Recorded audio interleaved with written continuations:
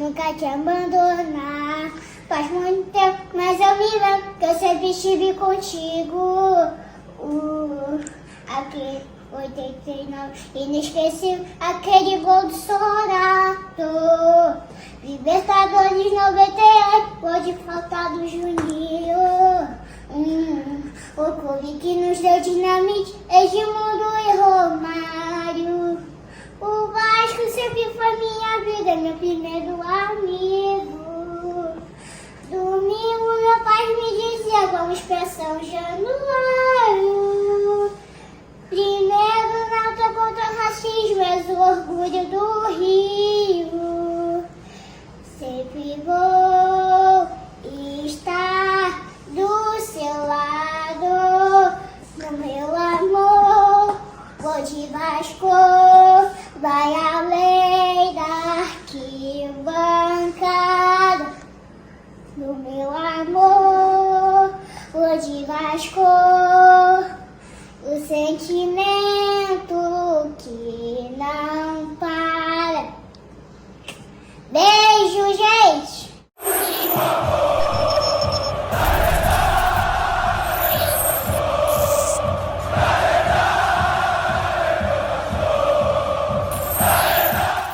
Seja bem-vindo ao canal Futebolaço, eu sou o Dieguinho. Bom, galera, tá entrando no ar a nossa primeira edição deste domingão, como sempre, com muitas informações para vocês. Antes disso, ó, dedo no like no começo do vídeo que me ajuda bastante. Quem for novo aqui no canal, já se inscreve, ativa o sininho das notificações e, claro, segue minha conta pessoal lá no Instagram, beleza? E a parada é a seguinte, ó. Daqui a pouquinho a bola rola para Santos e Vasco da Gama na Vila Belmiro e você pode fazer sua aposta lá na PagBet.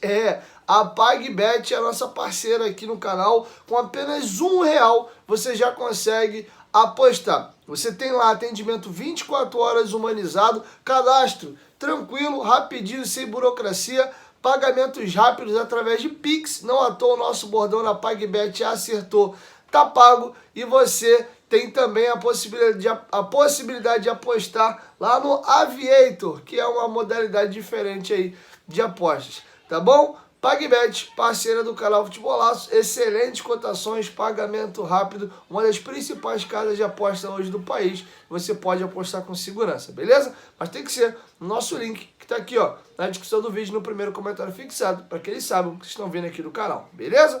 Bom, galera, dito isso, vamos agora trazer algumas informações curtinhas aqui sobre o aporte da 777. O Vasco realmente está aguardando que o dinheiro caia até o dia 5 para poder estar realizando esses pagamentos atrasados. As ações que foram parar na FIFA e fizeram com que o Vasco sofresse um transfer ban.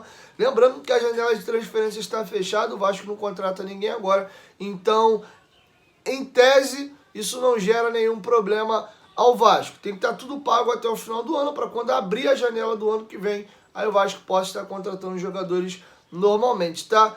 E segundo apurou o GE, a 777 não vai pagar 120 milhões ao Vasco agora nessa semana. Vai pagar 90. Como assim, Dieguinho? Os outros 30 milhões. Segundo apurou o Globo Esporte, a empresa norte-americana adiantou recursos para o Vasco agora no meio do ano, para poder contratar jogadores na janela e também dar um socorro no fluxo de caixa, tá? Então já tem dos 120 milhões adiantados 30 e pingarão na conta 90 milhões agora até o dia 5. Com esse dinheiro, o Vasco regularizaria a questão do Puma, do Capasso, do Léo Jardim, do Léo, do Piton e do Jair, tá? Sairia espalhando essa grana aí. E aí é até bom a gente já pensar de que esse dinheiro não vai fazer, entre aspas, tanta diferença assim. Você vê que o Vasco tá com dívidas grandes aí e esse dinheiro ele tá entrando e não tá fazendo lá grande diferença. Porque, lembrando, já falei isso aqui no canal, volto, porque lá atrás mentiram pra gente. Porque falaram que seria 700 milhões para investir só no futebol e mais o pagamento da dívida. O mesmo dinheiro que está entrando, ele é dividido entre pagamento de dívida e também investimento em futebol. Lembrando que essa grana que está entrando agora é para o investimento do futebol. O Vasco vai pagar o que está atrasado dos jogadores que foram comprados. Então essa grana sim está sendo revertida aí para investimento direto no futebol. mas a grana está entrando num pacote só e o Vasco tem pago dívidas de curto prazo também lá do antigo clube, tá bom? Bom, para finalizar, tem 3 minutos de vídeo aqui, queria virar a chave, pronto, falar aqui sobre o Rossi. O atacante infelizmente realmente está fora da partida e ele recebeu muitas mensagens positivas dos torcedores do Vasco em suas redes sociais e ele postou o seguinte no Twitter agradecendo: obrigado, vascaínos, pelas mensagens positivas, voltarei mais forte e sedento por vitória, tá? Aí ele botou um búfalozinho, uma cruz de malta e uma mãozinha, né, ali de agradecimento, tá? Então, boa sorte ao Rossi. Então, com isso, obrigatoriamente, o técnico Ramon Dias terá que mexer na equipe. Antes de eu falar de Vasco e Santos, uma informação importante pensando já na próxima rodada. O São Paulo ontem venceu de virada o Corinthians, a gente já não consegue colar de vez no São Paulo nessa rodada. Eles jogaram a rodada atrasada com o Curitiba, saltaram para 31 e agora ganhando o Corinthians foram para 34. A gente vence aí a equipe do Santos, a gente cola no Corinthians, que tem 30, a gente vencendo vai a 29, tá? Mas o ponto não é nem esse. O São Paulo tomou, 3 jogadores do São Paulo tomaram o 3º cartão amarelo e eles são nosso adversário na próxima rodada, no sábado da semana que vem, em São Januário. 3 jogadores importantes: Rafinha, lateral direito, e o zagueiro Beraldo, e também o centroavante Caleri, tá? Então esses 3 jogadores titulares do São Paulo estão fora da partida do próximo sábado. Beleza? Sobre São Januário, tem uma informação também importante apurada pelos companheiros do GE. A 777 contratou especialistas para dar uma passeada e uma estudada no estádio e foi levantado 28 pontos que precisam ser atacados urgentemente de melhorias para o torcedor em São Januário. Algumas pequenas melhorias já aconteceram, como a instalação das novas catracas. Se você olhar, tiraram aquele telão pequenininho, botaram um telão grande, moderno. Acima das cabines de rádio, colocaram um punho encerrado ali da luta do Vasco antirracista. Do outro lado tem um outro símbolo que me fugiu à memória agora. Trocaram também a frente ali daquela faixa, o Legítimo Clube do Povo, barreira do Vasco, que estava tombado. Instalaram banheiros químicos novos, tem mais banheiros hoje ali em São Januário, mas terão outras melhorias, além do gramado, que tá um tapete, tá? Então, quando encerrar o Campeonato Brasileiro, de dezembro a fevereiro, São Januário passará por algumas melhorias. Só fico aqui com as parabólicas ligadas, porque a gente não vai ter a reforma de São Januário, tá praticamente tudo engatilhado já com a prefeitura. O prefeito havia dito que ia esperar até o final do mês de setembro para se desenvolver o problema lá entre o Parque Olímpico e a Caixa Econômica. Se eles não se acertassem, ia passar o projeto só para o Vasco mesmo, ia para a Câmara de Vereadores aprovando, aí o Vasco poderia vender seu potencial construtivo e já tem 3 empresas grandes interessadas: a Multiplan, a Cirela e a Redditor. Essas 3 aqui grandes para construir lá na Barra da Tijuca, tá? Então, só achei estranho, vai mexer no estádio que em tese daqui a pouco vai fechar para uma reforma geral. Enfim, vamos aguardar. Falando agora de Brasileirão e da rodada entre Vasco e Santos, vou dar uma passeada aqui nos resultados da partida de ontem, tá? Tivemos resultados importantes. O Flamengo venceu a equipe do Bahia em casa por 1-0 num gol de pênalti marcado pelo Pedro.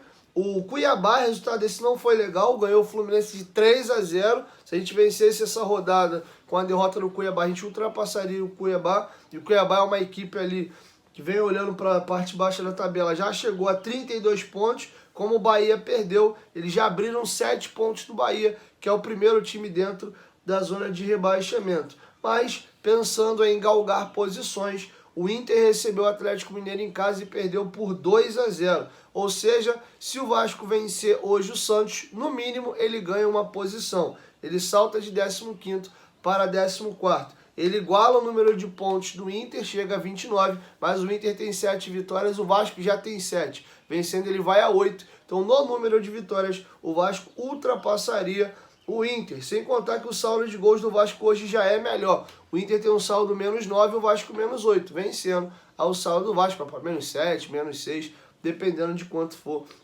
a vitória. A gente pode passar mais um adversário. O Cruzeiro recebe o América Mineiro em casa, mas se o América vencer e o Vasco vencer a sua partida, o Cruzeiro fica com 29, o Vasco vai a 29 também, e a mesma situação do Inter. O Cruzeiro tem 7 vitórias, o Vasco chegaria à sua 8ª vitória dentro do Campeonato Brasileiro, tá? Então a gente pode chegar até a 13ª colocação, mas no mínimo a gente consegue aí chegar a 14º. Lembrando que em caso de derrota, se o Santos vencer a partida, o Santos pode sair da zona de rebaixamento, porque ele ultrapassa o Bahia, que já perdeu na rodada, e ultrapassaria também o Vasco, tá? E com relação a voltar à zona de rebaixamento, só tem uma possibilidade da gente voltar nessa rodada. É perder o jogo para o Santos e na segunda-feira, no Newton Santos, a equipe do Goiás empatar contra o Botafogo. Precisa nem vencer. Se vencer também,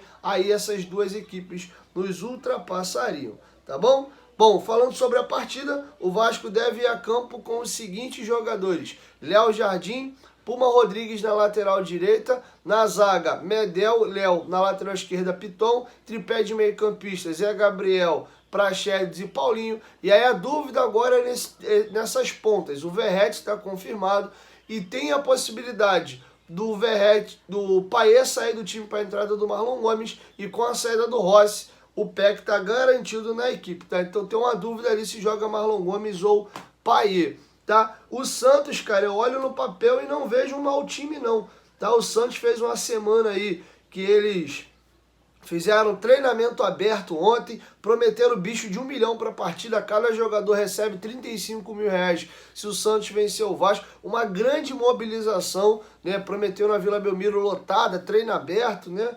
A coisa lá tá pegando fogo lá e todos os incentivos estão sendo feitos para o Santos vencer a partida. O Santos vai repetir a equipe que venceu o Bahia lá na Arena Fonte Nova, tá? O time do Santos deve jogar aí num 3-5-2, com João Paulo no gol, o Dodô, lateral esquerdo, fazendo um zagueiro pela esquerda, Joaquim como um zagueiro centralizado e o João Basso como zagueiro pela direita. 2 volantes, Rincon e Jean Lucas ex Flamengo e Lyon.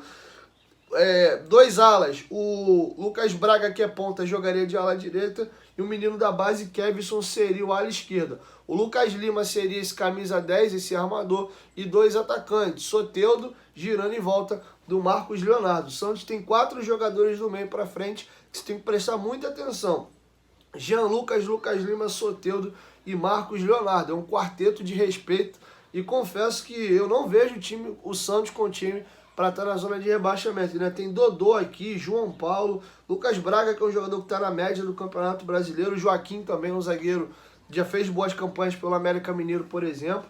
Mas enfim, sabe que futebol brasileiro realmente é difícil e é complicado, tá? Então é isso, galera. Teremos transmissão de TV aberta, o jogo passará na Rede Globo, tá? Então é isso. Logo mais depois da partida eu chego aí com o nosso pós-jogo. Espero eu que com mais uma vitória do Gigante da Colina, beleza?